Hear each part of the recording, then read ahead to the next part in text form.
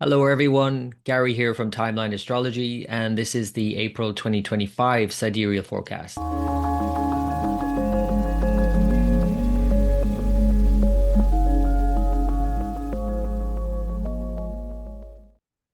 So, Mars re enters Cancer on April 2nd and will continue to transit this sign until June 6th. This is frustrating because we've already been through this. We're going back over it again for a third time, actually. It went retrograde here by the end of last year into the beginning of the year.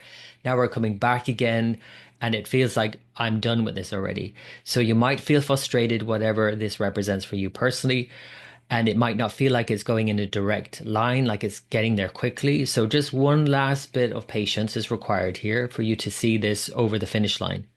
Cancer, the crab, doesn't go straight forward. It is like back and forth like a crab, and it doesn't suit Mars's energy. So be mindful of emotional frustrations, lashing out, reacting strongly. Don't allow your emotions to encroach on what you need to do. You might not feel motivated to do it, in fact, but don't also then overcompensate and push harder than is necessary and create further problems.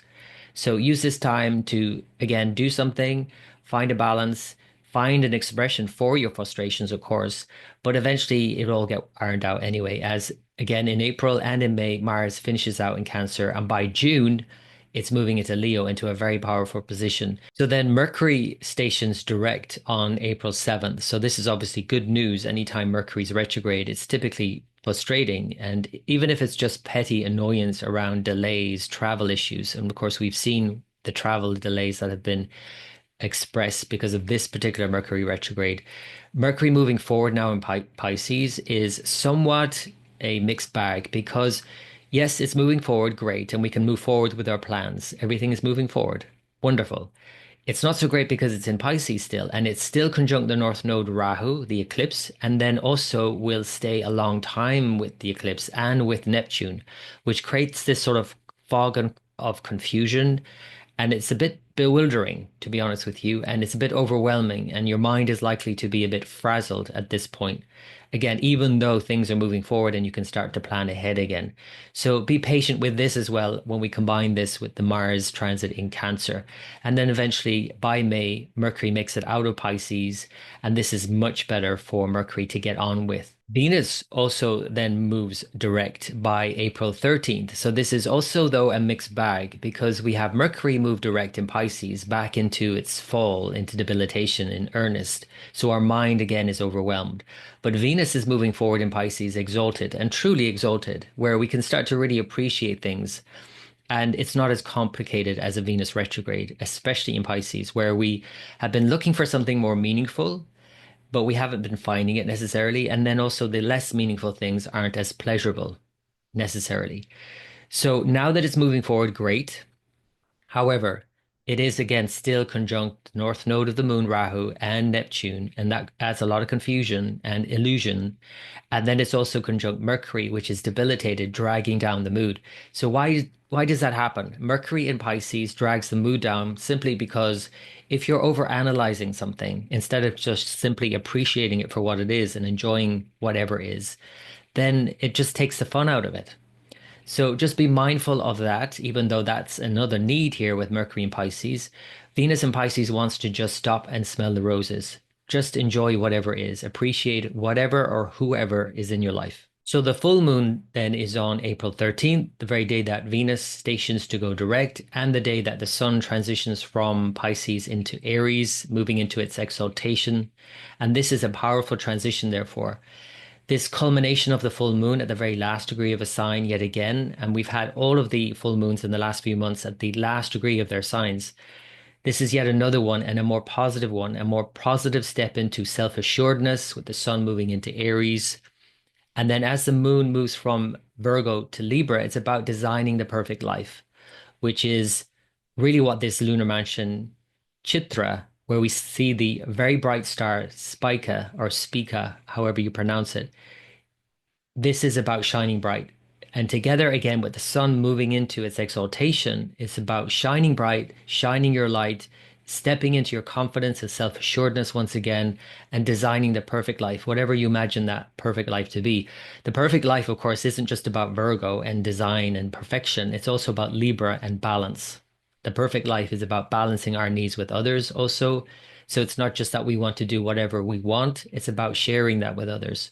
And that's the lesson of this lunar mansion at this time. So we couldn't look at April without speaking about the conjunction between Rahu, the north node of the moon, and Saturn. Saturn has just entered Pisces, and Rahu has been moving through Pisces for the last nearly year and a half. And they come together in April by degree, whether you use the mean node or true node. The mean node is earlier by April 14th or thereabouts, and then the true node April 21st, a week later. Either way, the middle part to the end of April, we have this conjunction of these two, what are called malefics in Indian astrology. They are called malefics for a very good reason. They represent our fears and anxieties. Saturn, more our fear, and Rahu, more our anxiety. But when you put them together, of course, it increases a lot of fear and anxiety and a lot of wind-related issues, I imagine, here as well. They are both seen as Vayu, as wind-like planets. The fact that they come together in Pisces is quite destabilizing for Saturn, i.e., for structures, for form, and for institutions in our life that keep everything stable and secure. And we can, of course, see this in more obvious ways in what's happening in the US, with literally the government and all of that being shaken up like you've never seen it before.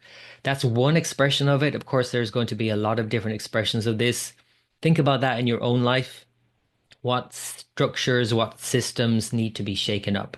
And this could really shake things up in a positive way, of course, for you if you're mindful of what you're doing and also maybe just accepting that some things have to change. There's a lot of change going on now in relation to Saturn type of structures in our lives. So we have to get on board with it in April more so because of this conjunction. And then to finish the month, we have a new moon on April 27th. This is in Sidereal Aries, and it is just about to peek into Bharani, moving from Ashwini. So Ashwini and Bharani are really the two main lunar mansions in Aries. Ashwini is symbolized by a horse. It's about swiftness, about drive. And Bharani is symbolized by a vulva, where it's about giving birth to something, creating something. Both of these symbols are obviously reflecting this energy of Aries, which is about starting something, making something, producing something, making something happen. So they're quite dynamic. One is a bit more impulsive than the other. As you can see, the horse bolts before you think about it, and then you have to kind of bridle it.